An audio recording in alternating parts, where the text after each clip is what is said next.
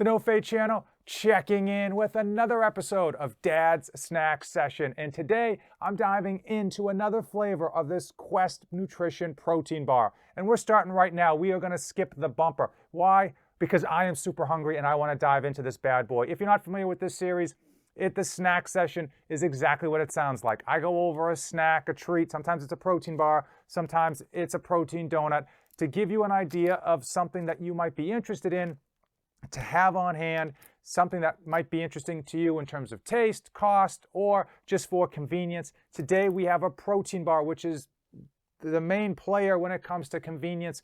These are things that you have on hand. You throw in a backpack, you're on the go, you're traveling, you're able to eat these, have some type of nutritional value rather than, just a junk food or a Snickers bar, which is just fat and sugar. And, holds you over until you can get a decent meal, a whole food meal, or whatnot. These are not whole food meal replacements, as many of you know if you've been subscribed to the channel. If you haven't been subscribed to the channel, this is a perfect time to hit that subscribe button. See how I work that in? Okay, enough jibber jabber. Let's talk about Quest very briefly. This is the second flavored protein bar from them I have tasted. A few weeks back, I tasted a previous chocolate chunk protein bar. Very high regards with regards to taste. And they came in at about $2 per bar. I got that one for free after the Fenway Spartan, so I didn't pay for it, which is always a plus. But normally they cost around $2 a bar. Quest bars are highly thought of for a few reasons. One, they typically have very good flavor in terms of the reviews that I've seen and for their macros. So let's dive into the macros for chocolate hazelnut and do a little bit of discussion about what sets Quest protein bars above some of the other ones that are out there. So first and foremost, one bar, 60 grams, one bar, 190 calories, fat, 8 grams of fat, which is not too bad for this size bar. It's probably about average. In terms of where that's coming from, only one of those grams of fat is saturated carbohydrates. Now this is where there's a lot of gray area with these protein bars with regards to carbohydrates, and one of the things that they do very well. Carbohydrates, 23 grams of carbs, which is slightly on the high side for this size bar, but 14 grams of fiber. What that means is that fiber is going to slow down the digestion process, and because your body doesn't really absorb fiber, they're not necessarily counted as carbs, okay? There's a lot of discussion about whether they're counted or not counted. I like to see a lot of fiber in the food because, again, it slows down the digestion process, helps with that insulin release, keeping it even, avoiding insulin spikes.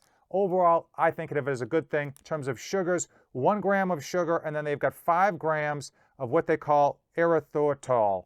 I don't know if that's just another cool name for sugar, alcohol sugar. I'll have to actually do some digging, and maybe I'll put a comment here if I think of it. I don't know what that is, but the breakdown is 23 grams of carbs, 1 gram of sugar, which is low for a protein bar, and then 14 grams of fiber, which is good, which is high for a protein bar. Also, 20 grams of protein, which again is a good marker for a protein bar. A protein bar this size typically, on average, will come in under 20 grams of protein, so that's good to see. Where is that protein from? This is where we tend to see some shady stuff where the protein sources are not really what we want to see. A protein blend of milk protein isolate and then whey protein isolate. So that is absolutely pretty good. When you see whey protein isolate in a protein bar, that's usually thumbs up. Also, you're probably getting some protein from the almonds that are in here. Okay, they also have stevia for flavoring as well, and some sea salt and hazelnuts and whatnot. So this does also contain eggs, peanuts, soy, and wheat, and other tree nuts. If you are allergic, of course, don't eat anything that has a hazelnut in the description. So let's talk about cost, because of course, we go heavy on this channel with regards to cost, because not only am I a cheapskate and a tightwad, hey, listen, it's important on what's out there. There's so many protein bars out there. The supplement industry is just littered with so many companies. So you should be getting the right product at the right price for you, okay? Now your price comfort might be a little bit higher than mine, because I tend to go pretty hard on these products because I know there's some good deals out there and there's some pretty good value out there to be had.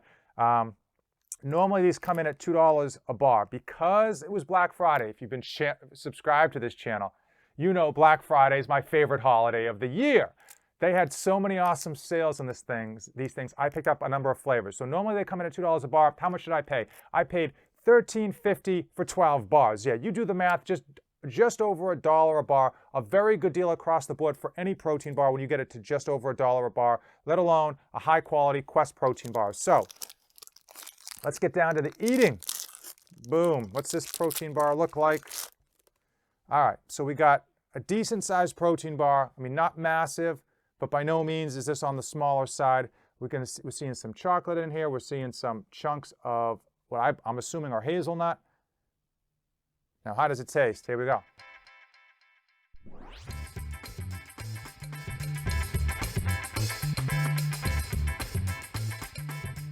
So chocolate hazelnut from Quest Nutrition is a good flavor. One of the things that I would say is that the flavor was good. The bar itself was a little dry. We do honest reviews here, so I will say this bar was a little dry, and I don't know if that's just based on the ingredients. I know the chocolate chunk that I previously reviewed had a lot better moisture, for lack of a better word, when I bit into it. Like any protein bar, you're not going to just eat the protein bar by itself. You're obviously going to have like a water or a drink with you, because any type of protein bar is going to come up a little bit dry with respect to food. This one is a standout in terms of being just a little bit extra dry. You know, if I take a couple sips between bites, I don't think it's going to be an issue. The taste overall itself was very good. You definitely get that hazelnut flavor, that chocolate flavor, and you get that hazelnut crunch, because you can probably see you get hazelnuts are just buried in here. So at just over $1 a bar, which is what I paid for them, I definitely would say pick these up, chocolate hazelnut. At $2 a bar, I would say skip the chocolate hazelnut and try some of the other flavors that they're known for. I got a bunch of comments on my previous video on flavors that I need to try out, and I'm going to try to get to them. If you have a flavor for these Quest protein bars that I definitely need to try out, that's your #1 flavor, drop it in the comments below. If you have a protein bar or even a snack in general that you want to see me review on this dad snack session, hey, drop it in the comments below. I tend to answer every one of my comments, and I try to get to as many reviews that people are interested in seeing as possible. Now, if you have come this far in this dad's snack session, do me a favor. Hit that like button, hit the subscribe button, and of course, ring that notification bell. As usual, thanks for watching, and don't save anything for the trip back.